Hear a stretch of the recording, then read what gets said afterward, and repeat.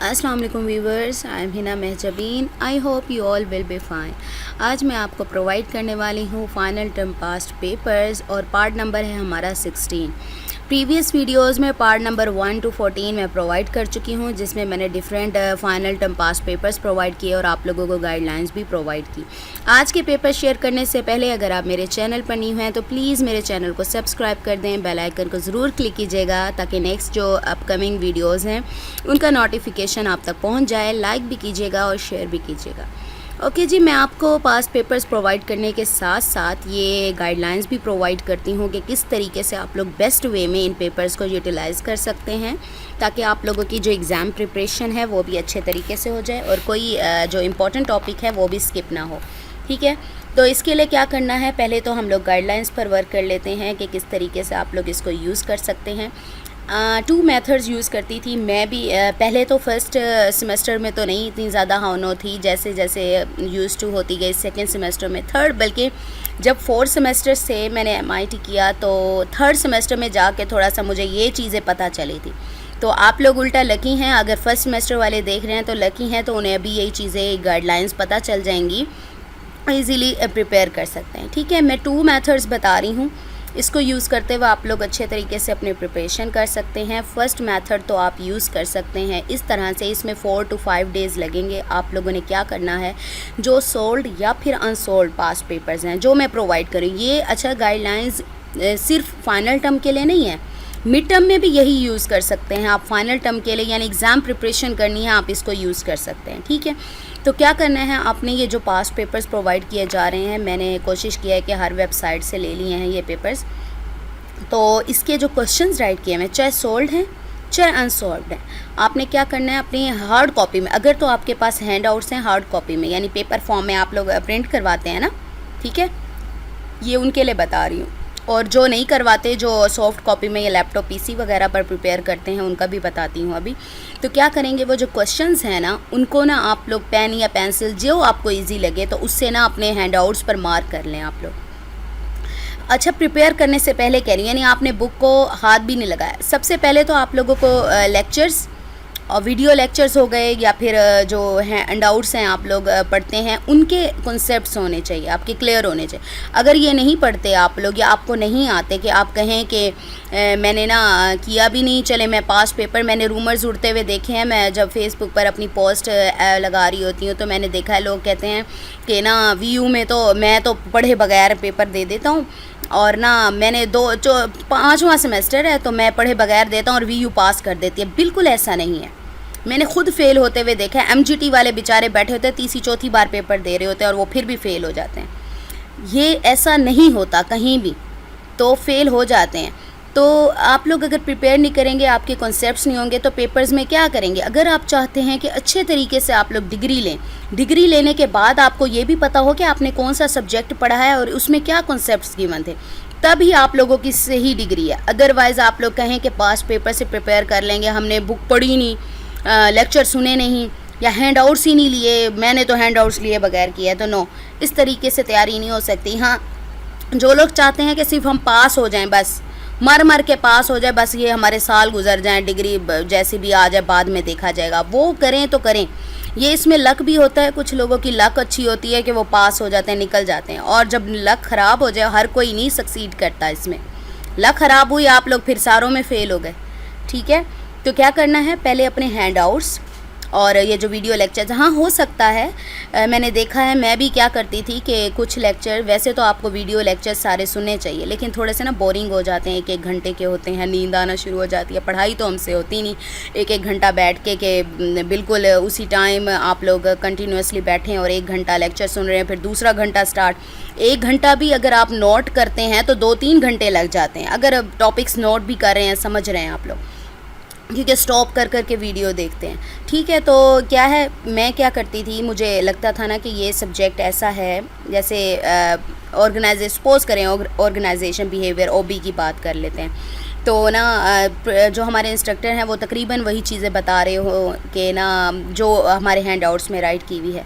तो ऐसे सब्जेक्ट्स तो चलो मुझे लगता है कि मैं कुछ लेक्चर सुनने के बाद मुझे ये रियलाइज़ हो जाता है कि मैं ना अगर ख़ुद भी पढ़ूँ ना तो मुझे ये चीज़ समझ आ रही है। कि मैं इसको इतना तो मुझे हानो है कि मेरा इतना लेवल है, मास्टर लेवल पर आ गई हूँ, या मैंने 2-3 सेमेस्टर गुजरवा लिए हैं, तो मुझे इतनी नॉलेज आ गया है कि मैं अगर हैंड आउट्स भी पढ़ूँ ना तो मुझे समझ आ जाएगा। ठीक है, तब तो ठीक है। आप लोग क्या करें, अपने हैंड आउट्स यानी लेक्चर बेशक उस सब्जेक्ट के ना सुने तो उसके हैंड आउट्स कंसल्ट करें, आप लोग उसमें से याद करें या कॉन्सेप्ट लें, या अगर कोई टॉपिक नहीं आता तो उसको इंटरनेट पर सर्च कर लें। इससे आपके जो नॉलेज है वो एक्सप्लोर होगा, कैपेबिलिटीज़ एक्सप्लोर होंगी, एनहांस होंगी, तो ये कर सकते हैं आप लोग। ठीक है, लेकिन अगर MGT वाले जैसे फिनंशियल अकाउंटिंग वगैरह है, वो टेबल लेजर्स वगैरह और ट्रायल बैलेंस और बैलेंस शीट वगैरह इस तरीके वाले जो लेक्चर्स हैं या सब्जेक्ट्स हैं, उनके लेक्चर ज़रूर सुना करें, वो सुने बगैर आपको आएगा नहीं। चलें चलते हैं फिर। अच्छा जी, ये तो मैंने बता दिया। अगर आप लोग अपने वीडियो लेक्चर्स या हैंड आउट्स नहीं पढ़ते या नहीं कॉन्सेप्ट लेते वहाँ से, ये पास पेपर्स भी किसी काम के नहीं। ठीक है, चले मैं गाइडलाइन बता रही थी, हम अपने मेन टॉपिक की तरफ चलते हैं। गाइडलाइन क्या थी? फर्स्ट, अगर आपने अभी तक स्टार्ट नहीं की, अपना पढ़ना स्टार्ट नहीं किया, तो आप क्या करें, अपने जो हैंड आउट्स हार्ड कॉपी में हैं उस पर जो पास्ट पेपर के क्वेश्चन आंसर हैं, चाहे सोल्ड हैं चाहे अनसोल्ड हैं, तो वो मार्क कर लें आप लोग। यानी आपने हर पेज पर मार्क कर लिए अपने क्वेश्चन आंसर। इसका फ़ायदा क्या होगा कि आप लोग जब भी अपना पढ़ने बैठेंगे, यानी आपने अभी स्टडी स्टार्ट ही नहीं की, तो आप लोग जब भी पढ़ने बैठेंगे, जो भी टॉपिक पढ़ेंगे, तो आपको पता होगा कि कौन सा इंपॉर्टेंट टॉपिक है। मेरे साथ क्या होता था, मैं पहले भी ये गाइडलाइंस और ये अपना एक्सपीरियंस शेयर कर चुकी हूँ अपनी इसी पास्ट पेपर की वीडियोज़ में। मैं जैसे होता है ना, हम 1 या 2 लेक्चर लर्न करते हैं, प्रिपेयर करते हैं, तो उसके बाद एक आध पेज तो ऐसा होता है ना जहाँ एंड में अटक जाते हैं, स्टक हो जाते हैं कि भाई अब नहीं हो रहा, बस अब थक गई हूँ मैं।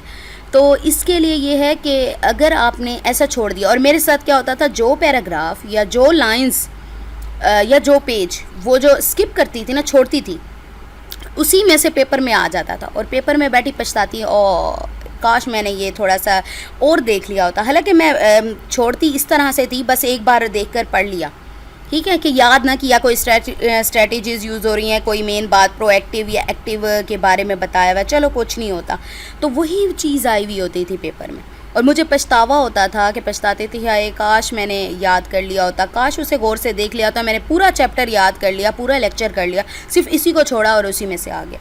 तो इससे क्या होगा, जो आपने क्वेश्चन आंसर मार्क किए हैं, तो उससे आपको पता चल जाएगा कि कौन कौन से इंपॉर्टेंट टॉपिक्स हैं, और जिस क्वेश्चन के आंसर यानी जहां उसका आंसर होगा, तो आपको पता चल जाएगा ये पैराग्राफ या ये लेक्चर मोस्ट इंपॉर्टेंट है, इसमें से कुछ ना कुछ ज़रूर आ जाएगा।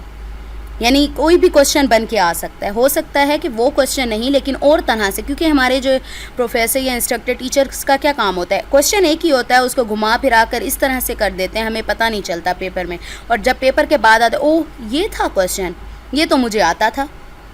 ठीक है, इस तरीके से होता है सारा, तो इस चीज़ से बच जाएंगे। अभी इसमें लगेंगे 3 से 4 दिन, अगर आपकी स्पीड पर डिपेंड करता है कि आप किस तरीके से प्रिपेयर करते हैं, या फिर मार्क करने की आपकी स्पीड कितनी है। अच्छा, इसका भी मैं अभी आपको मेथड बताती हूँ कि आप किस तरीके से अपना टाइम बचा सकते हैं। ठीक है, चलें अब नेक्स्ट मेथड पर चलते हैं। नेक्स्ट में ये है कि आप लोग स्टार्ट करने, पहले तो बताया कि आपने अभी हाथ भी नहीं लगाया, अपने लेक्चर्स भी नहीं सुने, कुछ भी नहीं किया। ठीक है, दूसरा मेथड ये है, आप लोग या क्या करें कि हाफ़ लेक्चर्स, जैसे मिड टर्म ले लें या फाइनल टर्म ले लें, आपके हाफ़ लेक्चर 10 कर लें, 8, 10, 12, जो जितने भी लेक्चर आपको इजी लगे आप लोग कर लें। उसके बाद ये जो पेपर्स के क्वेश्चंस हैं वो मार्क करें अपने हैंड आउट्स पर मार्क करेंगे। इससे ये होगा कि आपको पता होगा कि मैंने किस लेक्चर में कौन सा टॉपिक पढ़ा था। पेज तो याद नहीं रहता, कि आपको पता होगा ये टॉपिक मैं पढ़ चुकी हूँ या पढ़ चुका हूँ, ये इस लेक्चर में हो सकता है, ये क्वेश्चन राइट किया हुआ, और इस क्वेश्चन का आंसर ना मैंने पढ़ा है, मुझे याद है, तो वो आप ढूंढेंगे उसको। ठीक है, ये जो टॉपिक नहीं पढ़ा होगा वो नेक्स्ट लेक्चर्स में आ जाएगा, आप नेक्स्ट लेक्चर्स में ढूंढ लेना। ठीक है, ये है। अब ये इंपॉर्टेंट टॉपिक्स इस तरह से आप लोगों के कवर हो जाएंगे, कोई भी ऐसा टॉपिक नहीं स्किप होगा जो कि इम्पॉर्टेंट हो। ठीक है, तो मेरी तरह पछतावा नहीं होगा कि काश हम ये कर लेते। तो आप लोगों का जो टॉपिक के ऊपर क्वेश्चन आ रहा होगा, जिस टॉपिक से रिलेटेड, तो उस टॉपिक को या उस लेक्चर को अच्छे तरीके से प्रिपेयर कर लें। और अच्छा, अब आपको ये बताती हूँ आप किस तरीके से अपना टाइम वेस्ट किए बगैर अपने सर्च कर सकते हैं। फर्स्ट तो बता देती हूँ आप लोगों को, जो हैंड आउट्स यूज़ करते हैं हार्ड कॉपी में, कैसे किस तरह से वो टाइम वेस्ट किए बगैर अपने जो हार्ड कॉपी के हैंड आउट्स हैं उस पर जो क्वेश्चंस हैं वो मार्क कर सकते हैं। सपोज़ करें आपने अपने पास्ट पेपर पर देखा कोई भी क्वेश्चन, मैं हैंड आउट्स निकाल लेती हूँ, कोई भी हैंड आउट्स मेरे सामने जो भी पड़े हैं मैंने उसको निकाल लेती हूँ। मेरा एक तो पीसी में प्रॉब्लम हो जाती है, 1 मिनट।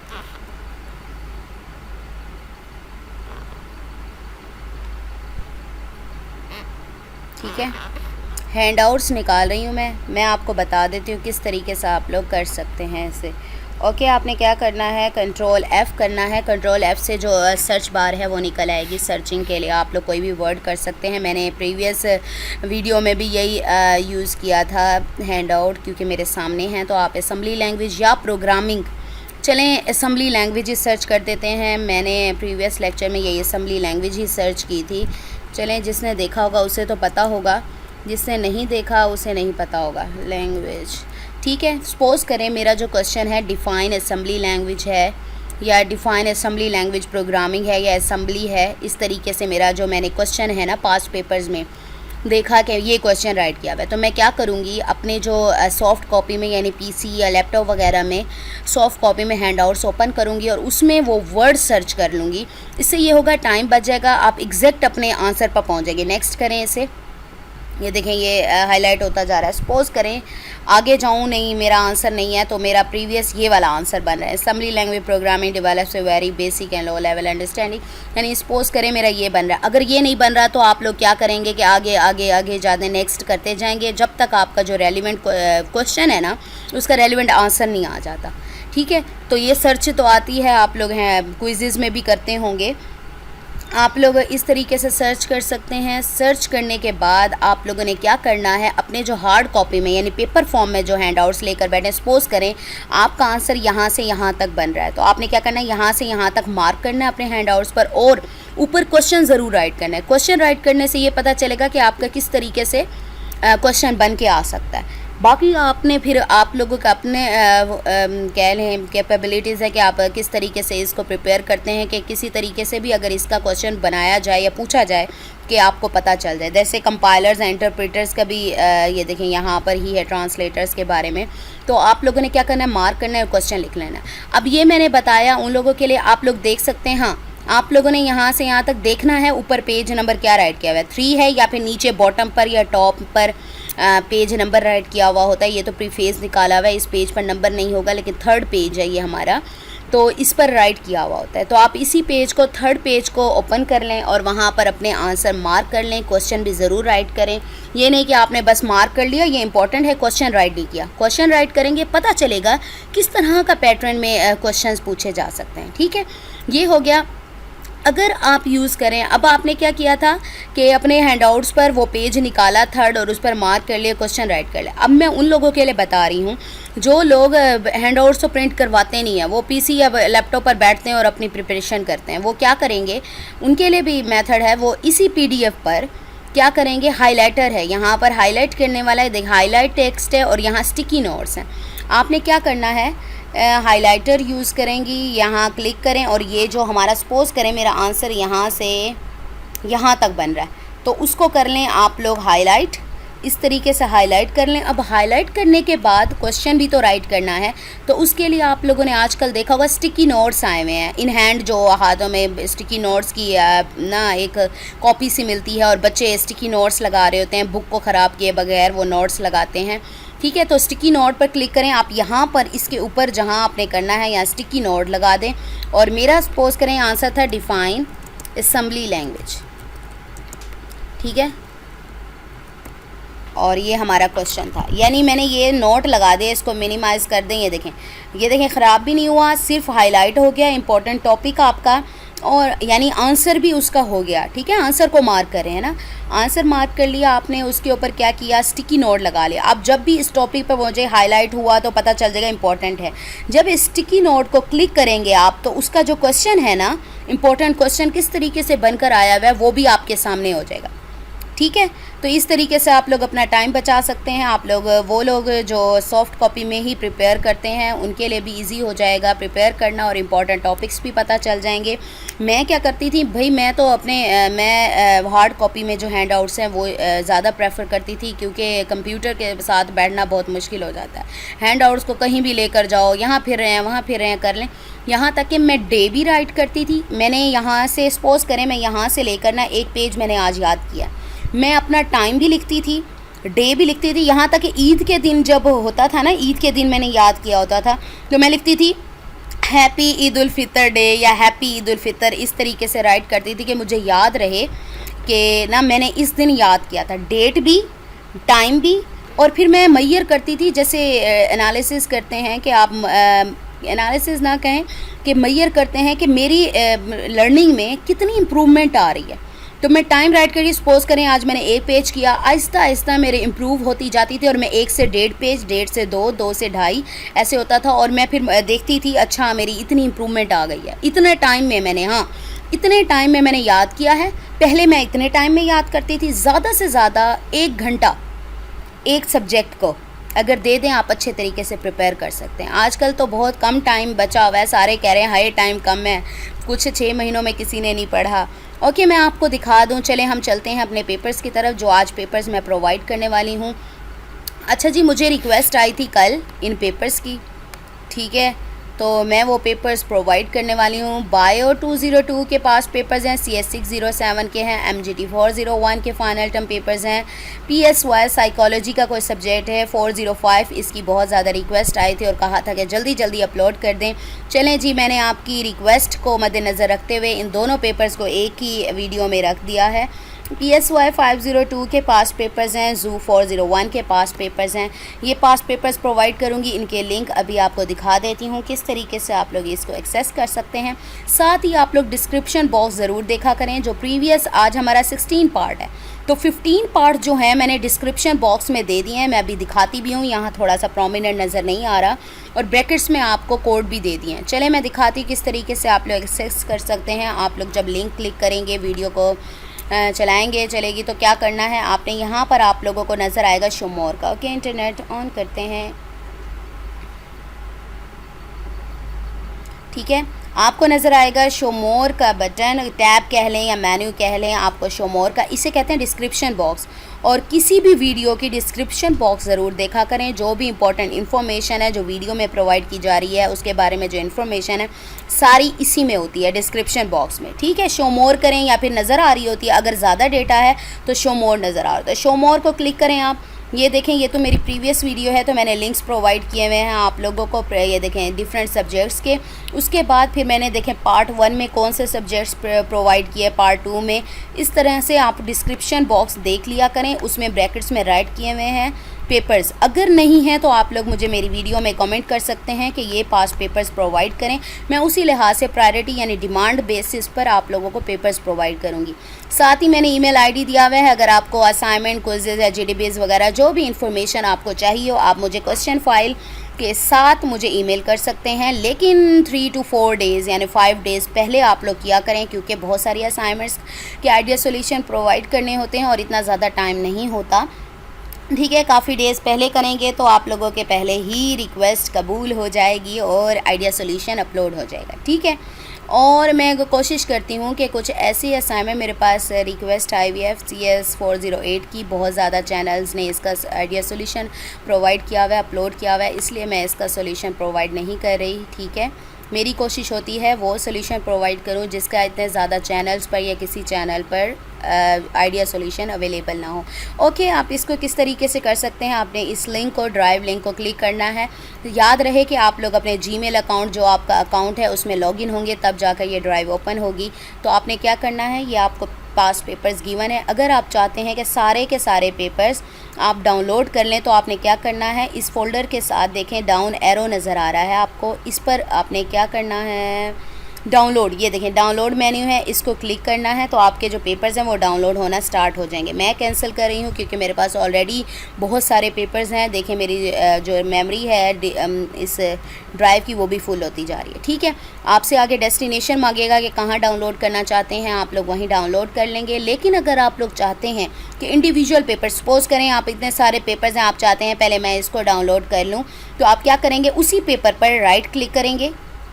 राइट क्लिक करने के बाद अगेन वही डाउनलोड मेन्यू, डाउनलोड क्लिक करेंगे और आपकी डाउनलोडिंग स्टार्ट हो जाएगी और डेस्टिनेशन वगैरह दे के सिंपल जैसे आप लोग डाउनलोड करते हैं ठीक है, तो आप लोग डाउनलोड कर लेंगे। आई होप आप लोगों को गाइडलाइंस से बहुत ज़्यादा हेल्प मिलेगी अपने एग्ज़ाम की प्रिपरेशन में, चाहे फाइनल हो चाहे मिड टर्म हो, और पास्ट पेपर्स भी प्रोवाइड कर दिए हैं। अगर आप चाहते हैं कि आपके सब्जेक्ट के भी पास्ट पेपर प्रोवाइड करूं तो आपने क्या करना है, मेरी वीडियोस में अच्छे अच्छे कमेंट्स करने हैं ताकि मैं आप लोगों को वही पेपर्स प्रोवाइड करूं। तो क्या करना है आपने, मुझे अपनी दुआओं में याद रखना है, अपना ख्याल रखना है।